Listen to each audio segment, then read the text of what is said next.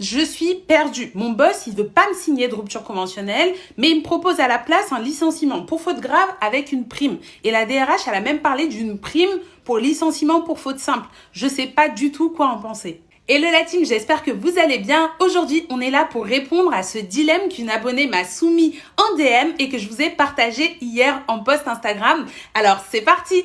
Avant d'entrer dans les détails, il est important de bien comprendre les termes techniques qui ont été utilisés parce qu'il y en a beaucoup et que ça ne génère pas du tout les mêmes implications. Déjà, la rupture conventionnelle, c'est un accord entre toi et ton boss pour une rupture amiable du contrat. Ça te permet de bénéficier d'une indemnité de rupture au moins égale à l'indemnité de licenciement et tu gardes tes droits aux allocations chômage. En deux, elle parle de licenciement pour faute grave. Là, c'est pas la même chose. Ça veut dire que tu as commis une faute qui est considérée comme grave par ton boss. Une faute qui va rendre impossible le fait que tu restes dans l'entreprise et dans ces cas, tu es licencié et tu perds ton droit à l'indemnité de licenciement, mais tu conserves ton droit aux allocations chômage. Enfin, la DRH parlerait de verser une prime pour faute simple. Alors ça, texto dans le code du travail, ça n'existe pas vraiment. Mais si tu commets une faute simple, ton boss peut estimer que c'est suffisamment sérieux pour qu'il souhaite te licencier. Mais comme cette faute, elle remplit pas les critères pour être qualifiée de grave, il va te licencier pour motif personnel.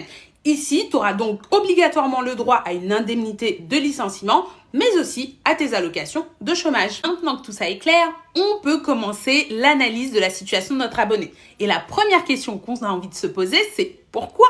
D'emblée, on note que son employeur, il n'est pas opposé à son départ. Il est prêt à aller élaborer un stratagème douteux pour la licencier et même à lui verser une prime. Alors pourquoi est-ce qu'il refuse la rupture conventionnelle qui serait dans ce contexte la voie la plus logique et réglementaire à suivre?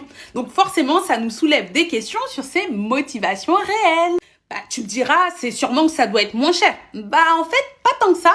En fait, la différence entre le licenciement pour motif personnel, comme on lui parle de prime, et la rupture conventionnelle, c'est le forfait social à 30%. C'est-à-dire que quand on va verser 2000 € d'indemnité de rupture conventionnelle ou de licenciement, dans le cas de la rupture conventionnelle, il va y avoir un forfait social à 30% qui devra être versé à l'État, une cotisation patronale. Ça change rien pour le salarié, mais ça fait que c'est plus cher.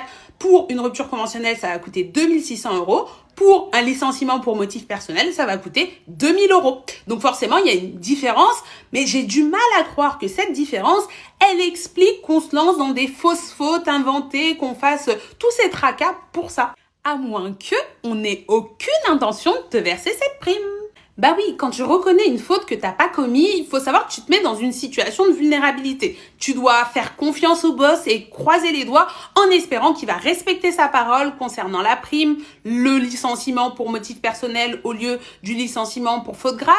Et ça, quand on a un boss qui nous propose des stratagèmes aussi douteux pour garder ses droits au chômage, moi, j'aurais des doutes concernant sa probité morale. Mais bon, le truc, c'est que, admettons que tu lui fasses confiance et qu'il ne respecte pas ce qui a été dit, tu vas te retrouver sans indemnité de départ par rapport à une rupture conventionnelle et aussi, ok, tu vas garder tes droits au chômage, mais même si tu essaies de te retourner contre ton boss pour faire respecter les paroles qu'il a pu te dire, ça va être ultra compliqué face au prud'homme quand on voit que la procédure disciplinaire qui est liée à ta faute, elle a été parfaitement respectée, que toi, tu as signé un document où tu reconnais la faute. Donc, personnellement, je me lancerai absolument pas dans ce genre de stratagème. Ce que je te recommande plutôt, c'est vraiment de continuer à négocier sur la rupture conventionnelle en mettant en avant que c'est pas éthique ce qu'il te propose et que ça ne t'intéresse pas. Et à côté de ça, s'il veut lui aussi se séparer de toi, la solution, c'est la rupture conventionnelle.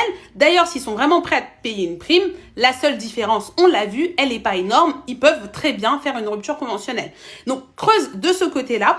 Et sinon, rapproche-toi d'un avocat pour voir quelles sont tes options au niveau légal et voir aussi auprès de l'inspection du travail si tu vois qu'il y a des pressions qui sont faites pour te pousser à la démission parce qu'ils en ont absolument pas le droit.